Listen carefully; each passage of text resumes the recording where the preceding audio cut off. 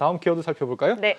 건물주 위 스벅 이렇게 되어 있습니다. 네, 최근에 조물주 위에 건물주라는 우스갯소리가 있는데 건물주 위에는 스타벅스가 있다 이런 얘기가 있어서 키워드를 이렇게 잡아봤습니다. 네. 스타벅스가 건물주보다 갑이다 이런 얘기인가요? 네, 일단 코로나19로 영업 차질을 빚으면서 임대료 못 내고 계신 분들 굉장히 많으실 겁니다. 그런데 스타벅스 같은 경우는 임대료를 못 내기는커녕 건물주가 눈치를 보고 있다고 하는데요. 네. 이 정책의 이유가 바로 변동 임차료 방식을 취하고 있기 때문입니다. 고정월세가 아니라 매출의 일정 부분을 임대료로 내는 방식을 취하고 있는데 그러니까 장사를 못하면 못하는 대로 또 잘하면 잘하는 대로 임대료를 내면 되는 그런 방식입니다. 이건 매출이 잘 나올 때는 건물주도 이득이긴 한데 반대로 안 나올 때는 굉장히 리스크가 큰 그런 방식 아닌가요? 네, 그렇기 때문에 스타벅스 같은 대형업체가 아니면 건물주들이 이렇게 허락을 해주지 않는 경우가 굉장히 많습니다. 리스크가 크기 때문이죠. 그래서 뭐 공항이나 백화점 같은 시설에서 주로 채택이 되는 그런 경우가 많은데요. 실제로 건물주 입장에서도 손해볼 것이 없다고 볼 수가 있는데 스타벅스 워낙 장사가 잘 됩니다. 매출이 계속해서 올라가고 있습니다. 매출이 올라가는 만큼 임대료를 더 많이 낼 것으로 예상이 되는 만큼 건물주들 입장에서도 손해를 볼 게 없고요.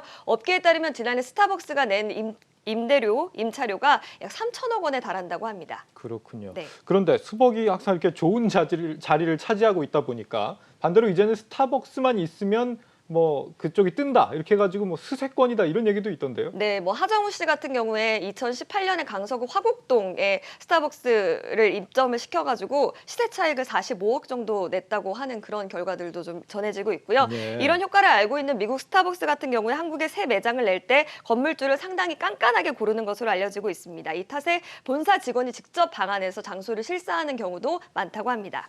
그만큼 이제 좋은 목을 잘 본다는 얘기인데 그래서 어떤 카페의 경우에는 반드시 스타벅스가 입점하면 그 근처에다가 지점을 내는 그런 전략을 쓰기도 하더라고요. 네.